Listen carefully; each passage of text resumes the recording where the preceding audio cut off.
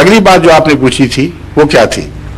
دوسرا سوال دوسرا تھا کہ یہ اسلام یہ ہپوکریسی لوگ استعمال کرتے ہیں اکثریت، تو یہ غلط بات ہے. لوگ دوسرے جو ہیں وہ ہمیں غلط سمجھتے ہیں، دہشت گرد کہتے ہیں، ٹھیک ہے، یا یہ کہتے ہیں یہ فنڈامنٹلسٹ ہیں، اور اس سے کوئی اسلام کی خدمت نہیں ہوتی. تو آپ کی چونکہ ایک منظم جماعت ہے تو آپ نے اس مسئلے کے لیے، یہ بڑا ایک مسئلہ ہے، کوئی پلان بنایا ہوگا؟ کوئی پلان جو ہے بس سمپل سادہ سا ہے، وہ اس کو مانتے نہیں، ہپوکریسی میں غرق ہو جاتے ہیں. بات یہ ہے میرے نزدیک اسلامی تعلیم واقعتاً عالمی ہے، اور اسلامی تعلیم پر عمل کرنے سے مسلمان اور کسی ملک کی حکومت میں تصادم نہیں ہو سکتا. اگر اس کے باوجود تصادم ہو تو لازماً دنیا کی کانشنس، دنیا کا ضمیر اسلام کو سچا کہے گا، اس حکومت کو جھوٹا کہے گا. مثلا نماز ہے، روزہ ہے، سچائی ہے، غریب کی ہمدردی ہے، حج کرنا، یہ عبادت کے دوسرے طریقے، روزے رکھنا وغیرہ، زکوٰۃ دینا. کیا دنیا کی کوئی حکومت ہے جو روکے کہ تم نے یہ کام نہیں کرنا؟ ہے کوئی؟ نہیں. پاکستان کی ہے، احمدیوں کو نہیں کرنے دیتے، جبکہ خدا نے اجازت نہیں دی کسی کو. میں ضمن بات بتا رہا ہوں.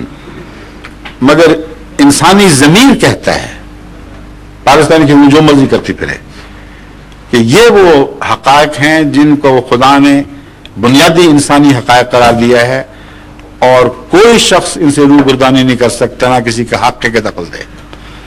تو اگر یہ مولوی جب انگلستان تشریف لاتے ہیں، جو کہتے ہیں تلوار اٹھاؤ اور ان سے لڑ پڑو، یا ہندوستان جاتے ہیں، تو کبھی انہوں نے یہاں آ کر تلواریں اٹھائی ہیں، یا ہندوستان جا کر تلواریں اٹھائی ہیں کہ نہیں اٹھائیں؟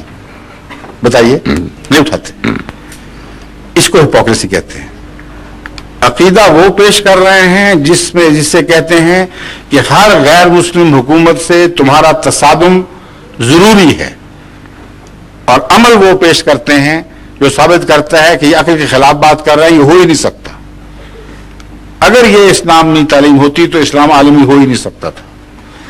جس ملک میں پھیلتا وہیں تلواریں نکلاتی، اور وہ معمولی تعداد بڑوں سے بھیڑ کر وہیں ختم ہو جاتی.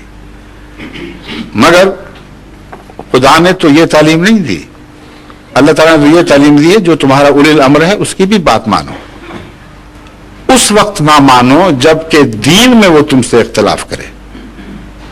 مجھے قرآن کریم فرماتا ہے اطیعوا اللہ و اطیعوا الرسول و اولی الامر منکم فإن تنازعتم فی شیء فردوہ الی اللہ ورسولہ.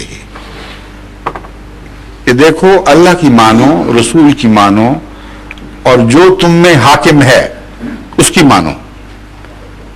اور اگر اختلاف ہو تو پھر دین کے معاملے میں اللہ اور رسول سے فتویٰ لو، حاکموں کی بات نہ ماننا. پھر کیسی عالمگیر تعلیم ہے، اور اس کے ہوتے ہوئے کسی جبر کی ضرورت ہی کوئی نہیں. عملاً یہ یہی کرتے ہیں، دنیا میں جہاں رہتے ہیں وہاں ان کے قوانین سے بھی فائدہ اٹھاتے ہیں، جھوٹ بول کے بھی اٹھا لیتے ہیں، داؤ پیچ کر کے بھی وہ جھوٹے آدمی اسمگل کرنے کی خاطر بھی اس میں کھا کے فائدے اٹھا لیتے ہیں. وہ اسلام اجازت دیتا ہے، غیر کی روٹی مانگ کے کھانے کی اجازت دیتا ہے، مگر ساتھ یہ بھی ہے کہ جیب میں چھرا ضرور رکھنا، داؤ لگ جائے تو بے شک بھونک دینا. وہ اسلام اجازت دیتا ہے کہ غیر مسلم کو قتل کر دو. ان کا عقیدہ منافقانہ ہو گیا ہے، میں یہ سمجھانا چاہتا ہوں. اس لیے منافقت کا حل اس وقت تک نہیں ہو سکتا جبکہ عقیدے کی منافقت دور نہ کی جائے، اور دوگلا پن عقائد سے نہ دور کیا جائے.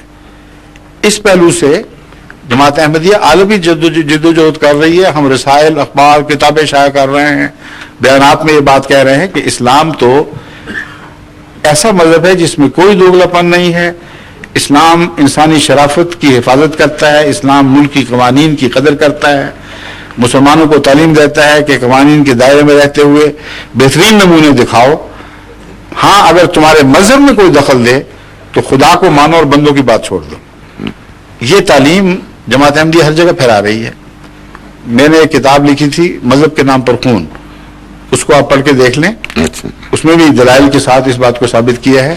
تو ہم تو جبر کے قائل ہی نہیں ہیں, ہم زبردستی اصلاح کیسے کر سکتے ہیں؟ ہاں دلائل کے ذریعے قرآن حدیث کے حوالوں سے شرافت کے نام پر اپیلیں کر کے ہم رائے عامہ کو تبدیل کرنے کی ضرور کوشش کر رہے ہیں. شکریہ. شکریہ.